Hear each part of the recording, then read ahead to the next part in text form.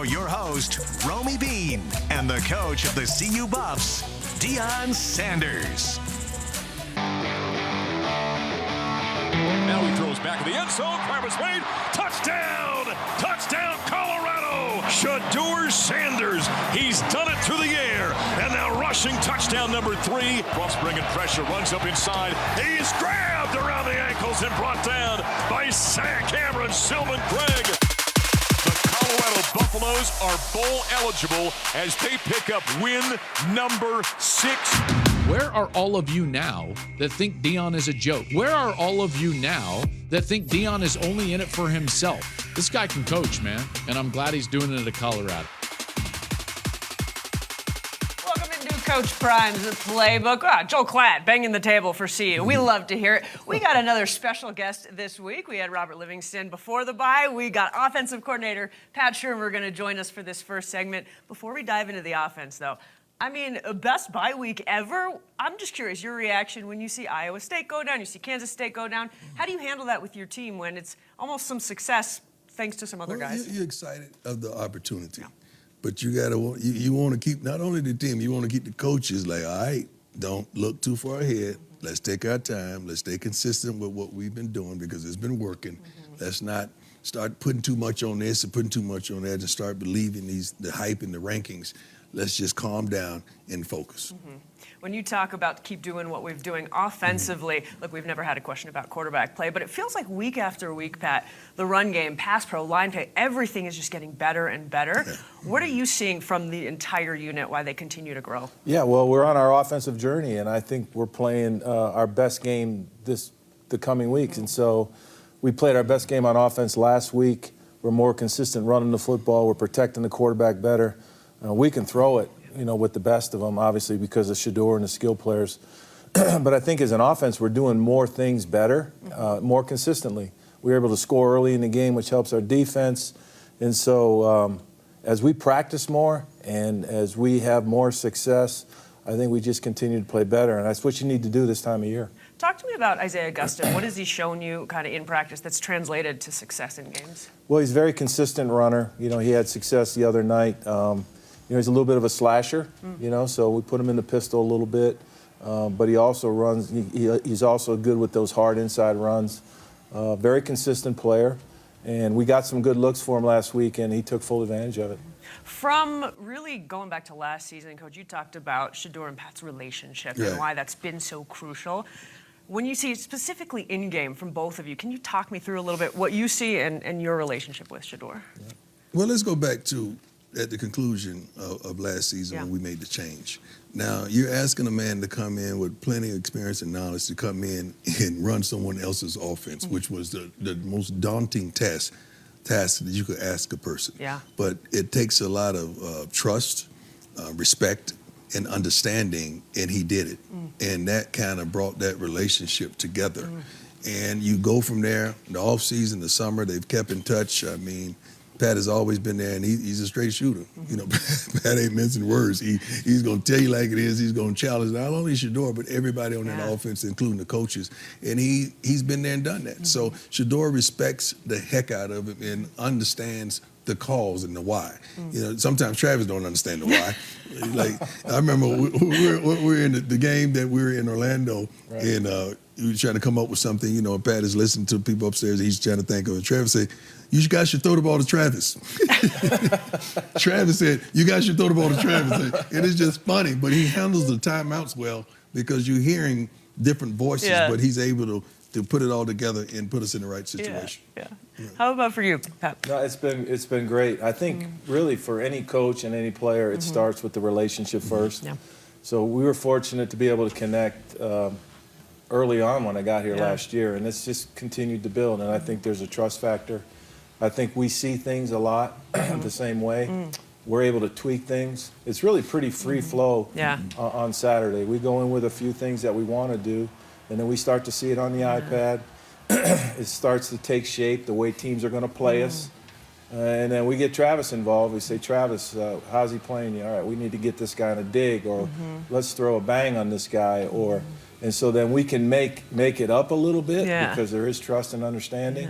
And so some of the best things we're doing, we're kind of I wouldn't say we're creating them on the sideline, but we're kind of reformatting some of what we had planned to do because of how they were playing us. And it's hilarious. Can you tell them about the play sequence in Arizona?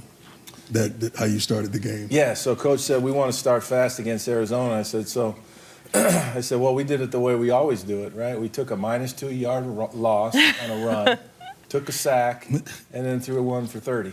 There you go. And we score. Keep them on their toes. Right. Yeah. It's like unbelievable, man. But these guys are so talented, and they're so smart and instinctive that you can do that. Yeah. You know, it's a more fluid game, and you know, I've always believed get the ball to the playmakers. And so if they got some advice, I don't like turning down a bad idea. Is there anything about Shedeur that we don't see that you see that makes him truly elite, aside from what we always see on the field every Saturday? Well, I'm not sure what you see, but he's a wonderful human being, and he's so into it. He's so engaged, and especially on the sideline, we started flipping through those, and he's like, "We got to do this. We got to do this." And so, because he's so engaged and he studies it so much, he's easy to work with. Yeah. So you can meet each other more than halfway. Yeah.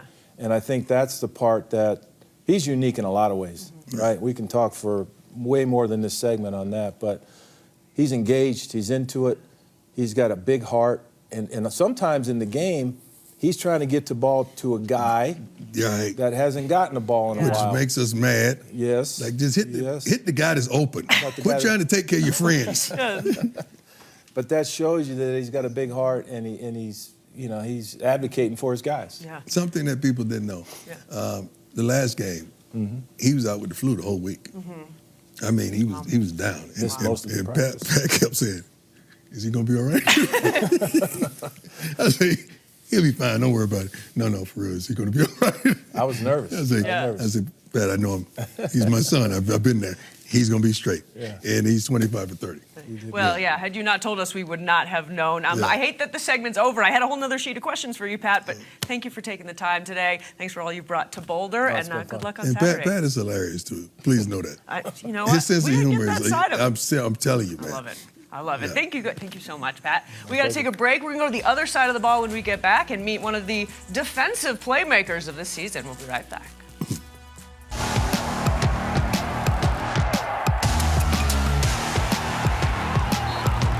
Looks left, throws it on out there, and it is intercepted by the Buffaloes. High for the pick is Preston Hodge in the deep left corner of the end zone, going for the tight end, and the Buffaloes return the favor. Welcome back into Coach Prime's Playbook. Such a treat today sitting down with cornerback Preston Hodge. You're making some great picks this season, great plays here all over the place. And you got a great journey, right? From JUCO, now making your way to Power 4, as we call it. What has your first season at Colorado been like for you? Everything I imagined it. Coming from Liberty, I don't think I was getting developed the way I was supposed to. And, I mean, obviously I wasn't around to watch Coach Prime, but watching him on YouTube and stuff like that, I know he's the best to ever play the game. And as a DB, why not play for the best, to get developed, to give me that extra push that I need to get to where I need to be, which is the NFL. Let's talk about that push. Let's talk about that push. What's been the difference? Like I know when you're coming from Liberty, but you get here and you get on the practice field, then you start saying what to yourself? Like, I'm him. Yeah. I try to basically switch everything that I was doing at Liberty and bring it on the field here. I struggled at finishing when I was at that other school, and you and Coach Mathis have been on me every day, and I feel like I'm getting better at that, especially in practice. And like you say, what you do in practice, what you do on the field. So. And just the lights, like the lights of the enormity of a play. Like when you give up a play, it's enormous. But when you make a play, it's enormous. Yes, sir. So how's that been? It's been great. I mean, obviously, on the other side, like you said, when I've gave up a play, Yeah, but I mean, what? it is what it is. But when he give up a play, he's the first one out to practice the next week. The first one hit drills. He's working his butt off. We're like, stay right there. And we love that about him because he wants to atone for that. I know you guys joking about that, but what is that? What does that mean when you see, right? First one in after he makes a mistake. Because what does that show you? He does not settle for mediocrity. He don't want to be the guy that's talked about for a whole week that didn't do the job. Yeah. So he's like, I'm going to correct this right now. We're going to get this straight right now because this is not going to happen again because I see the repercussions of this happening. I'm not going to allow this to happen. So I love it that he takes that upon himself and like, we're going to right this wrong immediately. Yeah, like he said, I think that's one thing I've changed from that Kansas State game. Ever since after that game, I've been first one to practice. I finish every play at practice to win the games, like Arizona and Cincinnati. I feel like what I've done at practice has translated to the game. Yeah. So. How gratifying is that when you're seeing it come through? Does that motivate you to keep going? Oh yeah, most definitely. Yeah. And it shows that what he says is not just fluff. Word in the air. Yeah, it's real. It's like when we game plan and we sit up there watching tape.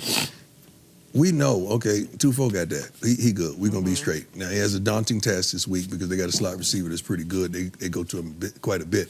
But when we play against someone like that, I say to myself, he's going to get one. He's going to get one this week. And normally when he gets one, it's at a big moment. It's a big time. It's not just an average one. And I felt like he got one last game. They just took it from him. Yeah. I don't know about that, but you are right. Coming through in the big moments. Preston, thank you for taking the time today. It's been such a treat. Can't wait to see the big moment play that you pull off at Texas Tech. Thank you for joining us. Good luck on Saturday. We're going to take a break. Coming up next, we are going to preview the Texas Tech Raiders, see what Coach thinks about this surging opponent. This is Coach Prime's Playbook. Welcome back into Coach Prime's Playbook. Time now for Who's Next, and that is the Texas Tech Raiders coming off a massive win. They just beat Iowa State 23-22. Quite a thrilling game. 6-3 on the season. That's their first win over a top 10 team since 2010, but they are kind of a tale of two teams. Best offense in the Big 12, worst defense. Let's hear from head coach Joey McGuire, who's a big fan, of course, like we all are, of Shedeur and Travis. I believe we're facing two of the best college football players in the country. One is probably the leader in the Heisman right now, Travis Hunter. I mean, he's a generational player. Then, in my opinion, I think that Shedeur Sanders is the best quarterback in college football. If I was an NFL GM and I had a pick to where I needed a quarterback, he'd be the first quarterback taken in this year's draft. He should be. You got to agree with everything he said, but I know you got a really close relationship. Yeah, that's my man. With Joey McGuire. What do you like and what he's done with that Texas Tech team? He's phenomenal. I mean, he's phenomenal, but he was that way in high school, winning a couple state titles in the inner city and well-respected, revered. Just an overall great dude. I mean, he coached Bucky. I used to go watch his practices, obviously watched him in the games, and he was attention to detail. Just a great human being. Loved kids, was coaching his son as well on his team. But Joey is one of my favorites, man. And he is what coaching should be. Yeah. He's consistent. He's old school, unapologetically, which I adore. Yeah. He's got some playmakers, too. One that obviously always comes to mind for everybody's Taj Brooks, over 4,000 yards in his career. What stands out to you about him? Man, first of all, that whole offense, they're versatile. They can throw the ball. They can run the ball as well. This guy is so darn patient. I mean, it's like Le'Veon Bell kind of. He just got to really take advantage of their inabilities at certain areas, and they're looking at our game tape saying, okay, we got to take advantage of that. Same as. And whoever makes the least amount of mistakes, I think will be truly victorious, and we pray that it's us. You guys have been incredible on the road this season. Last time a CU team won 4 in a row on the road, 96, Rick Neuheisel was the coach. I know you said it kind of turns you on when guys are booing you on the road, but what has been your key to success? Just the unity that we have. When we leave here, we have a great practice that morning, then we jump on the plane and we leave, but just the unity of being in the meetings on time, which means early, just coming in there prepared, watching a ton of film that week of the preparation for it, being tested on your knowledge and what situational awareness, and just being away from family, friends, and loved ones, and we're just together as one unit. I think that's been our thing. Yeah, we thrive on that. That's awesome. Family on the road. And speaking of family, something really pretty serious going on with one of the players on your team. We'll talk about that coming up here right on the other side.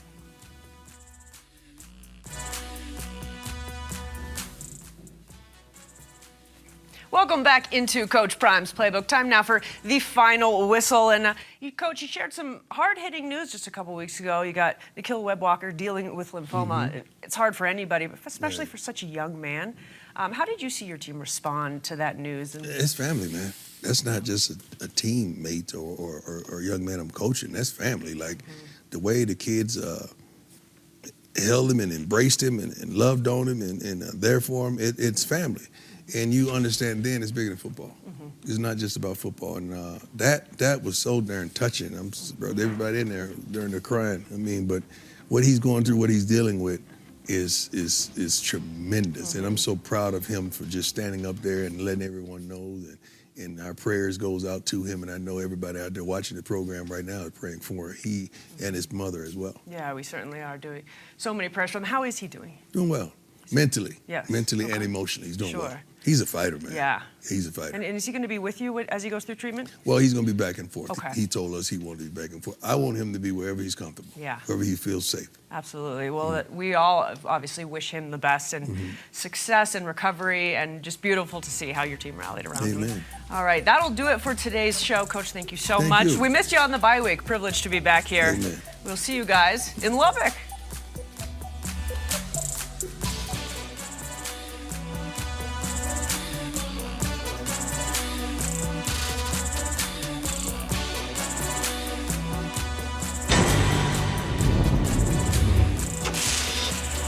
This has been Coach Prime's Playbook with Romy Bean.